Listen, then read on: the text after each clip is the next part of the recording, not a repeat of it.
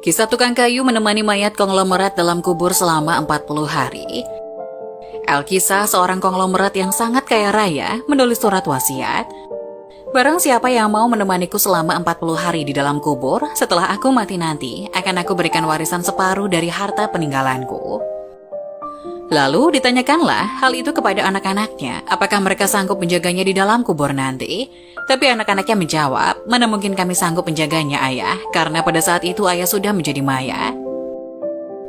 Keesokan harinya dipanggillah semua adiknya, dan beliau kembali bertanya, adik-adikku, sangguplah di antara kalian menemani aku di dalam kubur selama 40 hari setelah aku mati nanti, aku akan memberi setengah dari hartaku. Adik-adiknya pun menjawab, apakah engkau sudah gila? Mana mungkin ada orang yang sanggup bersama mayat selama itu di dalam tanah? Lalu dengan sedih konglomerat tadi memanggil ajudannya untuk mengumumkan penawaran istimewanya itu ke seantero negeri. Akhirnya sampai jugalah pada hari di mana konglomerat tersebut kembali ke rahmatullah. Kuburnya dihias megah laksana sebuah peristirahatan termewah dengan semua perlengkapannya. Pada waktu yang hampir bersamaan, seorang tukang kayu yang sangat miskin mendengar pengumuman wasiat tersebut. Lalu tukang kayu tersebut dengan tergesa-gesa segera datang ke rumah konglomerat tersebut untuk memberitahukan kepada ahli waris akan kesanggupannya. Keesokan harinya dikebumikanlah jenazah sang konglomerat. Si tukang kayu pun ikut turun ke dalam liang lahat sambil membawa kapaknya. Yang paling berharga dimiliki si tukang kayu hanya kapak untuk bekerja mencari nafkah. Setelah 7 langkah para pengantar jenazah meninggalkan area pemakaman, datanglah malaikat Munkar dan Nakir ke dalam kubur tersebut. Si tukang kayu menyadari siapa yang datang. Ia segera agak menjauh dari mayat konglomerat. Di benaknya sudah tiba saatnya lah si konglomerat akan diinterogasi oleh malaikat Munkar dan Nakir. Tapi yang terjadi malah sebaliknya. Malaikat Munkar Nakir malah menuju ke arahnya dan bertanya, apa yang kau lakukan di sini?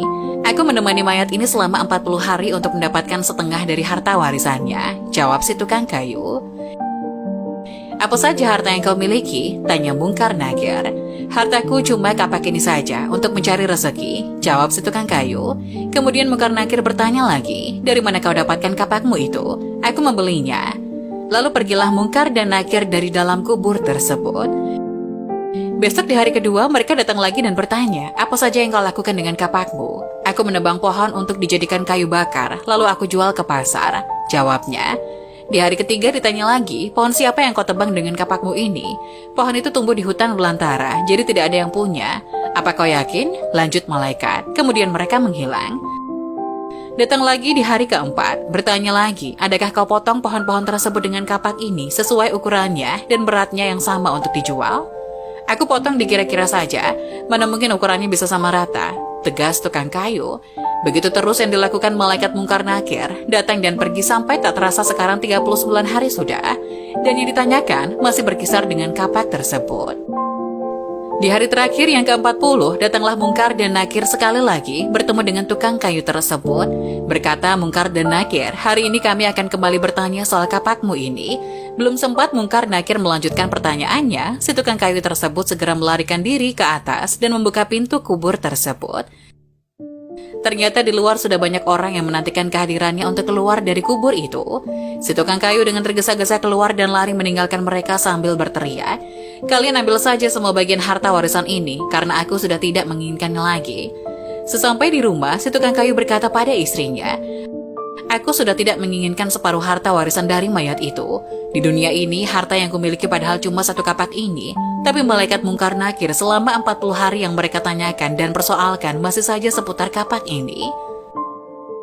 Bagaimana jadinya kalau hartaku begitu banyak? Entah berapa lamba dan bagaimana aku menjawabnya.